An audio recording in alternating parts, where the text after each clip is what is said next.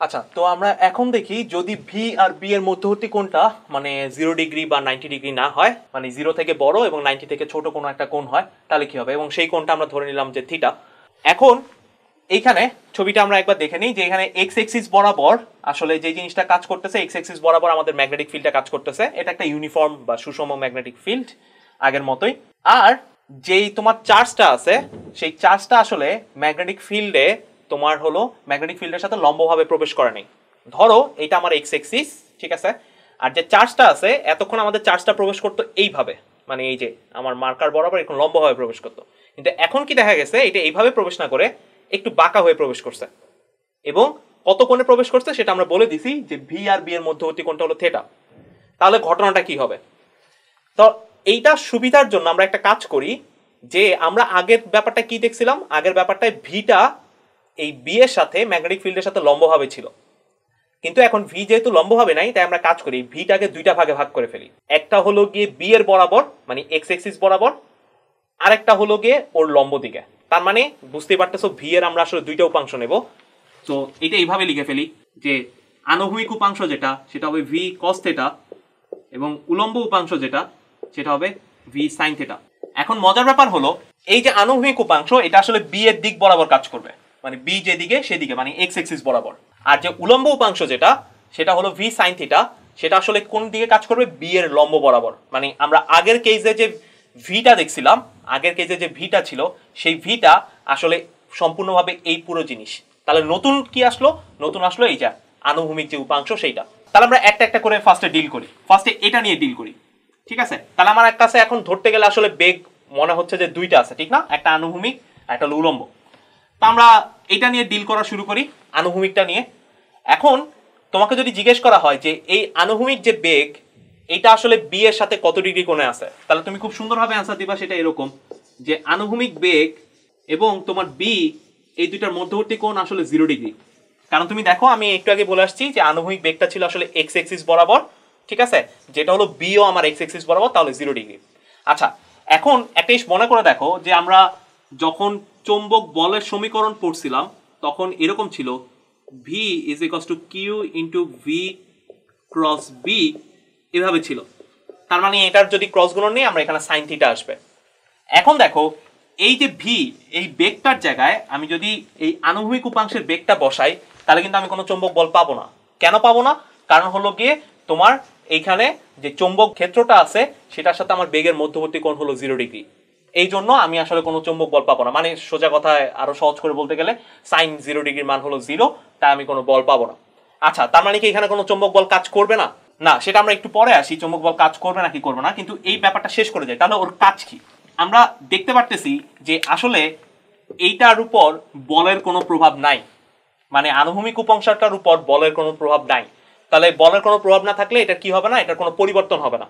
কারণ আমরা জানি এটার এই দিক বরাবর যদি বলের কোনো প্রভাব না থাকে তাহলে এটার মান বা দিক কোনো কিছুরই পরিবর্তন হবে না, এটা যা ছিল তাই থাকবে। তো সোজা কথায় এটা আমি বলতে পারি যে এই বরাবর আসলে কণাটার কোনো ত্বরণ থাকবে না। তার মানে আমরা এরকম লিখতে পারি যে এই বরাবর এ এক্স ইকুয়াল টু 0, তার মানে এক্স অক্ষ বরাবর কণার ত্বরণ হলো 0। কণাটা হলো গিয়ে তাহলে কিভাবে চলবে, সমবেগ বা ইউনিফর্ম ভেলোসিটি নিয়ে চলতে পারবে। এবং সেই সমবেগটার মান কত? সমবেগটার মান হলো এইটা আনুভূমিক উপাংশটা। তাহলে আমার কি হচ্ছে, তাহলে কণাটা হলো এক্স এক্সিস বরাবর আগাচ্ছে। কিন্তু আমার আরেকজন ছিল যেটা হলো গিয়ে উলম্ব উপাংশটা। এবার আমরা মনে করাই দেখি, একবার মনে করাই যে এটা হলো গিয়ে আমার কি ছিল, এক্স এক্সিস, যেই বরাবর হলো আমার চৌম্বক ক্ষেত্র কাজ করতেছে।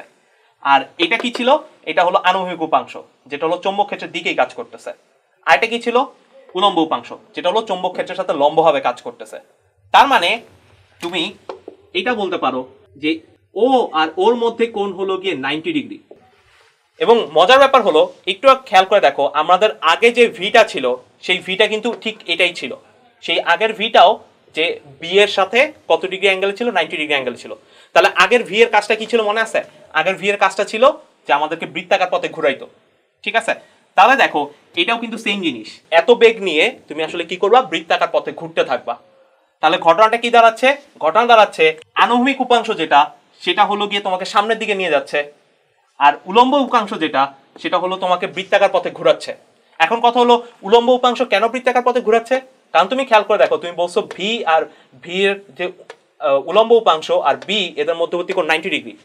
তাহলে তুমি দেখো যে আমি যদি এই ভি এর জায়গায় এই যে উলম্ব উপাংশ যেটা সেটা বসায় দেই, ঠিক আছে, তাহলে কিন্তু আমি একটা বল পাবো, ঠিক আছে, চৌম্বক বল পাবো। এবং সেই চৌম্বক বলটা কি, এই যে ওর সাথে 90 ডিগ্রি অ্যাঙ্গেলে কাজ করবে। ওর সাথে বলতে আসলে যেহেতু তুমি ওকে বসাইছো, তার মানে উলম্ব উপাংশের সাথে 90 ডিগ্রি কোণে কাজ করবে। এবং আমরা জানি যে এরকম যদি হয় যে কোনো একটা বেগের সাথে ও যদি 90 ডিগ্রি অ্যাঙ্গেলে কাজ করে, তাহলে সেটাকে আসলে সেই বেগ নিয়ে সে হলো বৃত্তাকার পথে ঘুরতে থাকে। তাহলে সোজা কথা বলতে গেলে ও হলো তোমাকে সরলরেখা বরাবর সামনের দিকে নিয়ে যাবে, আর ও হলো তোমাকে চৌম্বক বল সৃষ্টি করে বৃত্তাকার পথে ঘুরাবে। তাহলে দেখো পুরো পথটা কিন্তু এরকম হবে, একটা স্প্রিং এর মতো, যে তুমি এরকম বৃত্তাকার পথে ঘুরতে ঘুরতে ঘুরতে ঘুরতে সামনে যাচ্ছ। তো এই সামনে যাওয়ার জন্য ও হলো তোমাকে সোজার দিকে নিয়ে যাবে, আর এই যে উলম্ব উপাংশ যেটা, সেটা হলো তোমাকে বৃত্তাকার পথে ঘুরাবে। এখন একটা মজার জিনিস খেয়াল করো, সেটা হলো এটা তো কোনো ত্বরণ নাই, ঠিক না? এই বেগটা তো সবসময় একই থাকবে। এই বেগটা কি সবসময় একই থাকবে? এই বেগটা হ্যাঁ সবসময় একই থাকবে, মান একই থাকবে, বাট দিক একই থাকবে না। কেন? কারণ এটা আমরা আগেই বলে আসছি, আগেরটাই বলছিলাম, মনে আছে? আগে যখন এটা 90 ডিগ্রি অ্যাঙ্গেলে ছিল তখন আমরা বলছিলাম যে দেখো 90 ডিগ্রি অ্যাঙ্গেলে থাকলে কি হয়, 90 ডিগ্রি অ্যাঙ্গেলে যে ব্যাপারটা হয় সেটা হলো গিয়ে যে তোমার যে বলটা সৃষ্টি হয়, যে বলটা চৌম্বক বল, সেটা আসলে এই বেগের সাথে লম্বভাবে থাকে। সো বেগের সাথে লম্বভাবে থাকলে আমরা বলছিলাম যে মানের চেঞ্জ হবে না, কিন্তু দিকে চেঞ্জ হবে। এখানে আসলে সেই ঘটনাটাই ঘটতেছে। তাহলে সোজা কথা হলো গিয়ে এই জিনিসটা আসলে এরকম বৃত্তাকার পথ সৃষ্টি করতে করতে করতে সামনে যাবে। এই পথটার একটা স্পেশাল নাম আছে, এটাকে বলে হলো হেলিকাল পাথ। আচ্ছা, এবং এখানে আরেকটা ব্যাপার আছে, সেটা হলো এই যে হেলিকাল পাথের এরকম দুইটা বিন্দু, এই দুইটা বিন্দুর যে মধ্যবর্তী দূরত্ব, এদেরকে বলে পিচ, PITCH, পিচ। এটাকে অনেকে ছোট হাতের পি দ্বারা প্রকাশ করে। তাহলে জিনিসটা কি দাঁড়ালো? আচ্ছা ভাইয়া, তাহলে নিচের দুইটা বিন্দু কি পিচ হবে? না, অনেকটা বলতে যাচ্ছি এরকম যে বৃত্তাকার পথে সমদশার দুইটা বিন্দুর মধ্যে আনুভূমিক বরাবর যে দূরত্ব, সেটা হলো পিচ। এই যে দেখো, এরা আসলে বৃত্তাকার পথের সমদশায় আছে। সমদশায় বলতে দেখো, চিন্তা করে দেখো, এরা আসলে ওই একই বৃত্তাকার পথে চিন্তা করতে গেলে একই দশায় আছে, কিন্তু আনুভূমিক বরাবর আসলে সামনে আগায় গেছে। তাহলে এই যে দুইজনের মধ্যবর্তী যে দূরত্ব, সেটাকে পিচ বলে। যেমন ধরো এই যে এইটা আর এটার মধ্যবর্তী যে দূরত্ব, সেটাও পিচ। এইটা আর এটার মধ্যবর্তী যে দূরত্ব, সেটাও পিচ। আচ্ছা, এখন জাস্ট একটা জিনিস চিন্তা করবা যে সবগুলা পিচ কি সেম হবে কিনা। এটা জাস্ট একটু ম্যাথমেটিক্যালি চিন্তা করে দেখবা যে সবগুলা পিচ একই থাকে কিনা। আচ্ছা, এখন আমরা এটার উপর একটা প্রবলেম দেখবো যে আসলে কিভাবে পিচ মেজার করতে হয়, তাহলে আমাদের পুরো জিনিসটা আরো ক্লিয়ার হয়ে যাবে। তো আমরা হেলিকাল পাথের কনসেপ্টটা ক্লিয়ার করার জন্য এবং পিচের যে কনসেপ্ট আছে সেটা আমরা একটু ভালোভাবে দেখার জন্য আমরা একটা প্রবলেম সলভ করি। তো এখানে একটা পজিট্রন কণা আছে, বা একটা কণা আছে যেটা চার্জ হলো পজিটিভ 1.6 × 10⁻⁻19 কুলম্ব, যেটা কিনা ইলেকট্রনের চার্জের মানের সমান। তো সেটা হলো গিয়ে একটা ম্যাগনেটিক ফিল্ডে প্রবেশ করছে, যে ম্যাগনেটিক ফিল্ডটা দেওয়াই আছে, এবং সেই ম্যাগনেটিক ফিল্ডটা হলো একটা ইউনিফর্ম ম্যাগনেটিক ফিল্ড বা সুষম চৌম্বক ক্ষেত্র, এবং সেটার মান হলো 0.15 টেসলা। আচ্ছা, টেসলার ব্যাপারটা, এইটি মানে টেসলা বোঝায়, এটার ব্যাপারটা একটু ক্লিয়ার করে নিই। এটা আসলে যদি না ভুলে গিয়ে থাকে, আমরা এরকম ছিল B = φ/a, এবং ফাই কি ছিল? ফাই আসলে ছিল ওয়েবার, আর এর একক হলো মিটার স্কোয়ার। তো এটাকে আমরা আসলে এইভাবে লিখি, ওয়েবার পার মিটার স্কোয়ার। আর এই যে ওয়েবার পার মিটার স্কোয়ার, এটা আসলে টেসলা বলে, ঠিক আছে? এটাকে আমরা টেসলা দিয়ে লিখি। আচ্ছা, যাই হোক, তো তারপর এইটা হলো গিয়ে কত বেগ নিয়ে ঢুকছে এই কণাটা, সেটাও দেওয়া আছে 5 × 10⁶ মিটার পার সেকেন্ড। এটা আসলে অনেক বেশি বেগ, আমরা এতদিন ক্লাসিক্যাল ফিজিক্সে যেসব বেগ দেখে আসছি তার থেকে অনেক বেশি এটা। এবং এটা হলো ওই যে থিটাটা দেওয়া আছে এক্স এক্সিসের সাথে 85 ডিগ্রি কোণে প্রবেশ করছে। কোশ্চেন হলো পিচ কত, ঠিক আছে? আচ্ছা, এখন কিন্তু এখানে বলে দেয় নাই কোন দুই বিন্দুর পিচ বের করতে বলছে।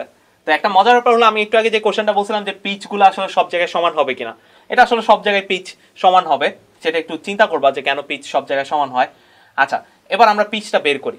তো এখন পিচ কি ছিল? পিচের কনসেপ্ট ছিল এরকম যে বৃত্তাকার পথে সমদশার, মানে বৃত্তাকার গতির সমদশার দুইটা বিন্দুর মধ্যে আনুভূমিক দূরত্ব।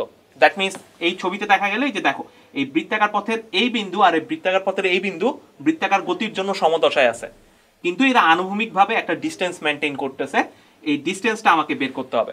এখন ডিসটেন্সটা কেমনে বের করব? তো আমরা আসলে এইভাবে লিখতে পারি, যদি না ভুলে গিয়ে থাকো যে এখানে এরকম ছিল যে এক্স এক্সিস বরাবর যে বেগটা ছিল, মানে আনুভূমিক উপাংশ, সেই আনুভূমিক উপাংশটা আসলে কি হইতো? সমবেগ ছিল, ঠিক আছে? এই যে লেখাই আছে যে এটা একটা সমবেগে চলতো। তাহলে আমরা আসলে এই কাজ করতে পারি যে P ইজ ইকুয়ালস টু আনুভূমিক উপাংশ ইন্টু হলো টি, আর এই টিটা হলো পর্যায়কাল বা আমরা যেটাকে পিরিয়ড বলি, ঠিক আছে। আচ্ছা, এটা কোন পর্যায়কালটা? পর্যায়কাল হলো বৃত্তাকার পথের পর্যায়কাল, আর বৃত্তাকার পথের পর্যায়কাল মানে কি? সমদশার আরেকটা কণায় ফিরে আসতে যে সময় লাগে সেটাকে। তো এই পর্যায়কাল আমরা কেমনে বের করব? পর্যায়কাল বের করার উপায় হলো খুবই সহজ। এই টি ইজ ইকুয়ালস টু এরকম লেখা যায়, টোয়াইস পাই বাই ওমেগা। আচ্ছা, তাহলে এখন ওমেগা কেমনে বের করব সেটাও আমরা জানি। ওমেগা ইজ ইকুয়ালস টু আমরা জানি ভি বাই আর। তাহলে এখান থেকে আমি হলো গিয়ে ভিটা জানি, কারণ ভিটা আমাকে দিয়ে দিছে 5 × 10⁶ মিটার পার সেকেন্ড, কিন্তু আর দেয় নাই আমাকে বৃত্তাকার পথের ব্যাসার্ধ। এখন তাহলে বৃত্তাকার পথের ব্যাসার্ধ কিভাবে বের করা যায়? তো বৃত্তাকার পথের ব্যাসার্ধ বের করার সিস্টেম হলো এইটা, যেটা আমরা দেখে আসছি আগে, যে এখানে তো আমরা জানি এখানে আসলে যে যখন বৃত্তাকার পথে ঘুরতেছে তখন বৃত্তাকার পথে স্পর্শক বরাবর আসলে কোন বেগটা কাজ করতেছে? এই যে এই বেগটা কাজ করতেছে বৃত্তাকার পথের স্পর্শক বরাবর, ঠিক আছে। তাহলে আমরা আসলে এই জিনিসটা লিখতে পারি যে F B equal to F C, যেটা আমরা আগে লিখে আসছিলাম। এইখানে এফ বি লেখার সময় এইভাবে লিখবো, কিউ ভি উলম্ব উপাংশ বি সাইন 90 ডিগ্রি। আচ্ছা ভাই, কেন সাইন 90 ডিগ্রি? এই যে লেখাই আছে, কারণ আমরা বলছি যে উলম্ব উপাংশ আর বি এর মধ্যবর্তী কোণ কত degree? 90 degree. Is equals to M, এখন আর ভি স্কয়ার বাই আর হবে না, কারণ আমার বৃত্তাকার পথে স্পর্শক বরাবর আসলে ভি বেগ কাজ করতেছে না। তাহলে স্পর্শক বরাবর কোন বেগটা কাজ করতেছে? উলম্ব উপাংশটা, ডিভাইড বাই আর, ঠিক আছে। তাহলে এইখান থেকে আমরা হলো গিয়ে এই চার্জের মান যদি আমরা বসায় দেই, ঠিক আছে। আর এটার মান কিন্তু আমরা জানি। এটার মান কিভাবে জানি? কারণ এটা হলো ভি সাইন থিটা। এই ভি এর মান কিন্তু আমাদের দেওয়া আছে। ভি এর মান কত দেওয়া আছে? 5 × 10⁶, আর থিটাটার মান কত? 85 ডিগ্রি। সো আমি এইটাও জেনে গেলাম। তাহলে এখানে এইটা জানি, এইটা জানি, তারপর আমি এখানে এইটাও জানি, এটাও দিয়ে দিছে কত টেসলা। আচ্ছা, আর এখানে তো এটা জানি। আচ্ছা, ভরটা দেওয়া নাই, সে ভরটা কোনো একটা ভর বলে দিলাম, সে 9.1 × 10⁻31 কেজি। ধরো যে ভরটাও দেওয়া আছে, এরকম আমরা কিছু একটা বললাম, এটা সে এমনি বলে রাখলাম আর কি, নট সর্ট অফ এরকম ভরের একটা কোনো একটা কণা, এটা আমরা দিয়ে দিলাম। তাহলে আমরা যদি ভরটাও জানি, তাহলে এখান থেকে হলো আমরা কি বের করতে পারবো? ব্যাসার্ধ বের করতে পারবো। আর এই ব্যাসার্ধটা আমরা যদি এই জায়গায় বসায় দিই, তাহলে আমরা কি পেয়ে গেলাম? ওই যে ব্যাক ট্র্যাক করে টি পেয়ে গেলাম। তো টি তো জানি, আর এটাও জানি। এটাও কিভাবে জানি? কারণ এখানে আমার এই ভিটা দেওয়া আছে, থিটাটাও দেওয়া আছে। তাহলে আমি এই আনুভূমিক উপাংশ বের করে ফেলতে পারবো। তাহলে আমরা এখানে এই দুইটা জিনিসই জেনে গেলাম। তাহলে জাস্ট আমাকে কি কোশ্চেনে কি ছিল? পি বের করতে। তাহলে আমি পিটা পেয়ে গেলাম এখান থেকে।